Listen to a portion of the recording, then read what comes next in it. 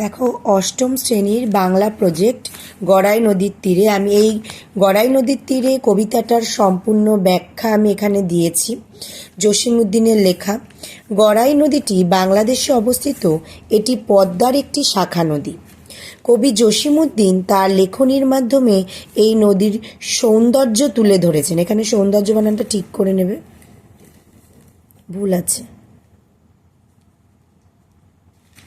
ঠিক আছে। সৌন্দর্য তুলে ধরেছেন। ইহা সজনবদীর ঘাট কাব্যগ্রন্থের অংশবিশেষ।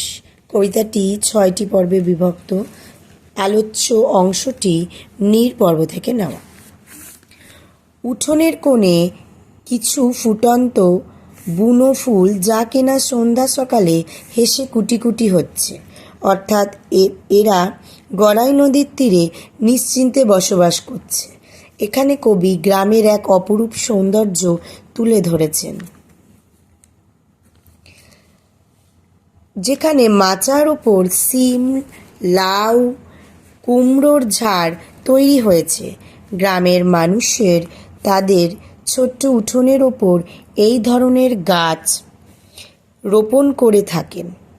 গ্রামের মানুষেরা রোপণ করে থাকে।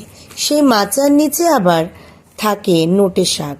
এমনকি ওই বাড়ির কোনো বধূ লাল শাড়ি রোদে দিয়ে গেছে।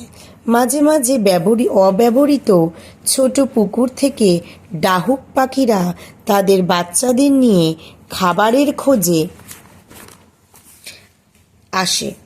কবি এখানে আরও বোঝাতে চেয়েছেন যে গড়াই নদীর তীরের পরিবেশ এতটাই শান্ত ও নির্জন যে সেখানে যে পাখিরা আছে, যারা সেখানকার গাছে থাকে, তারা এখনও বুঝতেই পারেনি যে সেখানে মানুষ বাস করে, অর্থাৎ মানুষের হিংস্র দৃষ্টি সেখানে তখনও পড়েনি।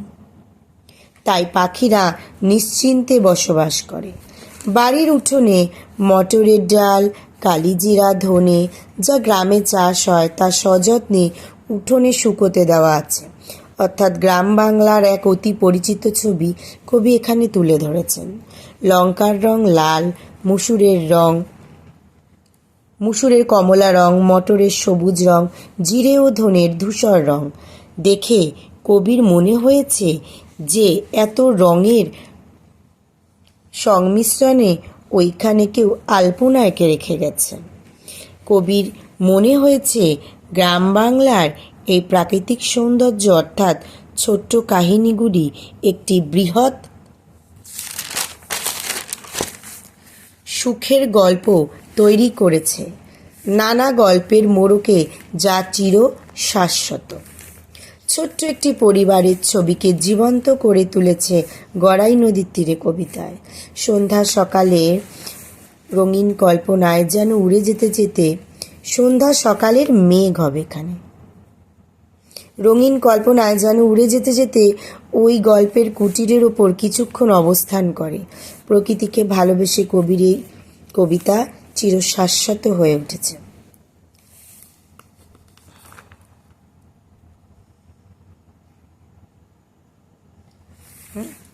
শাশ্বত হয়ে উঠেছে। তিনি তার কল্পনা শক্তিতে ও নিজস্ব শিল্পী সত্তার মাধ্যমে গড়াই নদীর তীরের বিভিন্ন প্রাকৃতিক সত্তাকে সুন্দর করে ফুটিয়ে তুলেছে।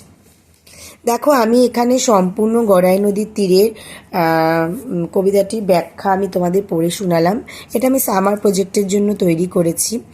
আর সামার প্রজেক্ট করতে গেলে তোমরা যেটা করবে, এটা তো এখান থেকে কবিতা তুমি প্রথমে তোমার স্কুলের নাম, তোমার নাম ফার্স্ট পেজে, অর্থাৎ আমি তোমাদের দেখিয়ে দিচ্ছি কিভাবে করবে।